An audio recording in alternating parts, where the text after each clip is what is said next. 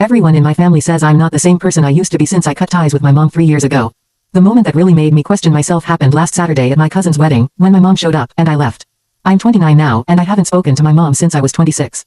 The short version is that growing up, she constantly made me feel like I was a burden. She criticized everything, my personality, my choices, even the smallest things. She'd tell me I was hard to love. No matter what I did, it was never enough. My grades weren't good enough. My friends didn't meet her standards. My decisions embarrassed her. The final breaking point came when I had a minor surgery scheduled. The day before, she called to say she couldn't come because she already had plans she didn't want to cancel. I was scared and needed support, but she chose a weekend getaway with her book club instead. I went through the surgery alone. I recovered alone. When I called her 2 days later, she told me I was overreacting. That was it for me. I blocked her number and haven't spoken to her since. For the most part, my extended family has respected my decision. No one really pushed me about it. Months ago, my cousin Leah, who was getting married, asked if I'd be okay with my mom attending since they've stayed in touch. I told her yes. I thought I could handle being in the same place. But I was wrong. When my husband and I arrived, my mom was already there at the cocktail hour. We spotted each other at the same time across the room. She immediately started walking toward me with that familiar expression, slightly hurt, almost like she was the one who'd been wronged, like she was the one owed an apology.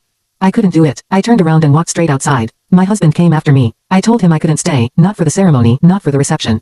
I couldn't spend hours watching her socialize, seeing her be warm and charming with everyone else, and risk getting cornered by her later in the night, especially after a few drinks.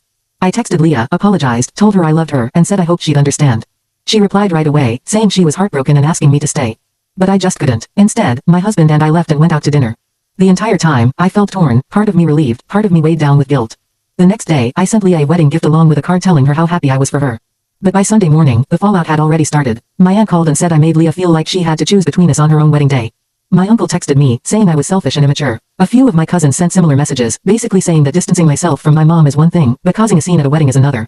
My husband has been completely supportive. He saw my reaction the moment I noticed my mom. He told me it looked like something in me just shut down.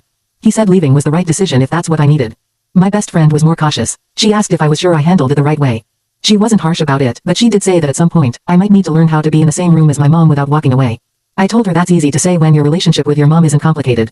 Leah called me on Monday. She wasn't angry, exactly, just exhausted. She said she understands that things between me and my mom are difficult, but she had hoped I could hold it together for just one evening, for her sake. She also said she's been spending her honeymoon answering questions from family about what happened, instead of just enjoying being newly married. I apologized again, and I meant it. I truly feel bad about how it affected her day, but I keep replaying the moment when my mom started walking toward me. What I felt wasn't anger, it was that old, familiar feeling. Like I was shrinking, like I was becoming that same person I worked so hard in therapy to move past. Part of me thinks I should have stayed. It was just one night, and Leah deserved my presence. But another part of me feels like I've spent too much of my life forcing myself into situations I couldn't handle, just to avoid disappointing other people. And now I'm stuck somewhere in between those two thoughts.